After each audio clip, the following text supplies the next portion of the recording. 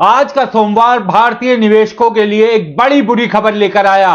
ना सिर्फ सोना चांदी में लोअर सर्किट बल्कि शेयर बाजार में भी भारी गिरावट और तीसरी तरफ मध्य पूर्व में बढ़ता हुआ युद्ध का संकट। इतिहास कहता है कि जब युद्ध, बाजार की गिरावट और सेफ एसेट क्रैश एक साथ तीनों हो तो फिर मामला बेहद गंभीर हो जाता है और वही कुछ होता हुआ इस समय नजर आ रहा है। नमस्कार, मैं हूं विक्रांत यादव और आप देख रहे हैं आपका अपना चैनल द स्वतंत्र। शेयर बाजार की गिरावट सोमवार को तूफानी रंग लेते हुए दिखाई दी तो सोने और चांदी में भी ऐतिहासिक गिरावट हुई। स्थिति यह बन गई कि सोने और चांदी में लोअर सर्किट लग गया और सोमवार निवेशकों के लिए एक डरावना दिन बनता हुआ दिखाई दे रहा है। एमसीएक्स पर सोने चांदी में भारी गिरावट, लोअर सर्किट यानी पैनिक सेलिंग और उसी समय भारतीय शेयर बाजार में भी बड़ी टूटन। निफ्टी 50 और बीएसई सेंसेक्स दोनों में तेज गिरावट,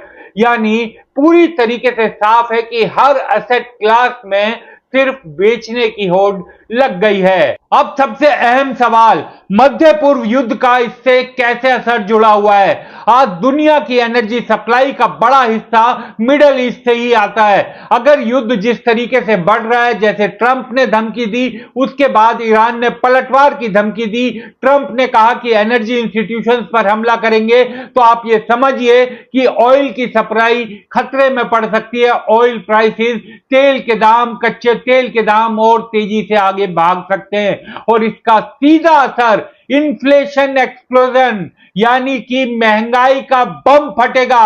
जैसे जैसे युद्ध बढ़ेगा महंगाई का बम फटेगा। तेल महंगा यानी हर चीज महंगी, ट्रांसपोर्टेशन, फूड, मैन्युफैक्चरिंग, सब पर इसका सीधा असर।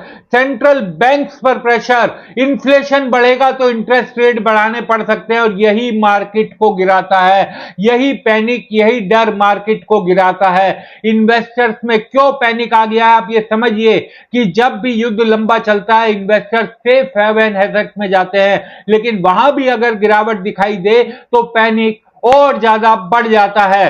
अब आप ये समझिए कि नॉर्मली आज जो पैटर्न दिखाई दे रहा है वो बहुत ही अनयूजुअल है। नॉर्मली क्या होता है कि जब स्टॉक्स गिरते हैं तो गोल्ड में बढ़त होती है, जब गोल्ड गिरता है तो स्टॉक यानी शेयर बाजार में बढ़ोतरी होती है, लेकिन आज दोनों एक साथ गिर रहे हैं। सोने के दाम में भी गिरावट, सोने और चांदी में भी गिरावट और शेयर बाजार में भी गिरावट। इसका मतलब साफ है कि लोग सिस्टम से पैसा निकाल रहे हैं और ये तीनों चीजें हो रही हैं। ग्लोबल फंड्स एग्जिट हो रहे हैं, लिक्विडिटी कम हो रही है और डर तेजी से फैलता जा रहा है।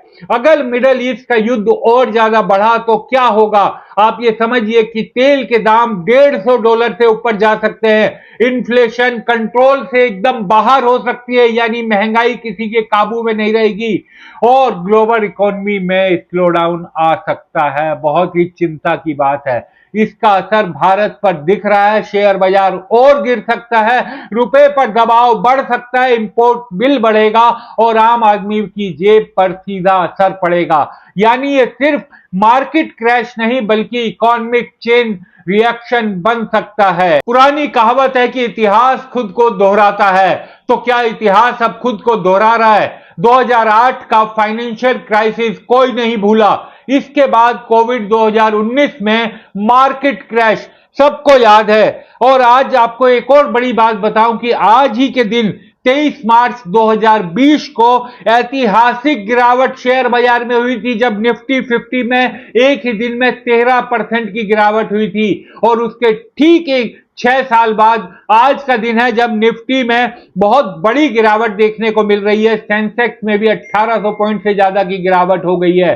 तो आज फिर वही संकेत मिल रहे हैं, वॉर, इन्फ्लेशन, मार्केट क्रैश, ये कॉम्बिनेशन बहुत खतरनाक बन गया है। तो अब सबसे बड़ा डर क्या है? लिक्विडिटी क्राइसिस और उसके साथ वार का प्रेशर। अगर ये दोनों अब साथ साथ चलेंगे तो समझिए कि मार्केट कंट्रोल से बाहर हो सकता है। गोल्ड और और गिर सकता है, स्टॉक्स क्रैश कर सकते हैं और इकोनॉमी स्लो डाउन में जा सकती है। अभी कल ही रविवार को हमने वित्तीय विशेषज्ञ और वरिष्ठ पत्रकार, आर्थिक जगत के वरिष्ठ पत्रकार नीरज वाजपेयी से भी बात की थी।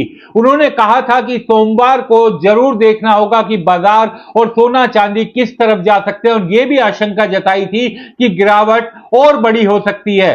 देखिए जरा, अगर ये क्रूड ऊपर गया, जो कि इस बात पे है कि वो युद्ध कितने दिन चलता है, देखिए इसका प्रेडिक्शन कोई नहीं कर सकता। ये खाली वही 3 लोग हैं जो तय करेंगे, नेतन्याहू, ट्रंप और ईरान में जो हो इस समय, उनके सिवा सब लोग खाली गेस कर रहे हैं। तो हम भी गेस ही कर सकते हैं। हमें पता नहीं कि युद्ध कब खत्म होगा। युद्ध जब तक नहीं खत्म होगा, कच्चे तेल की कीमतें नीचे नहीं आएंगी, और अगर कच्चे तेल कीमतें और ऊपर जाती हैं तो महंगाई खतरा और बढ़ेगा, डॉलर और मजबूत होगा, सोना और गिरेगा। लेकिन मेरा कहने का मतलब ये कि जो सोने के ट्रेडर हैं, जो एमसीएक्स पे या कॉमेक्स में ट्रेड करते होंगे, उनको ये बहुत ध्यान रखना चाहिए कि कभी भी भयंकर शॉर्ट कवरिंग आ सकती है।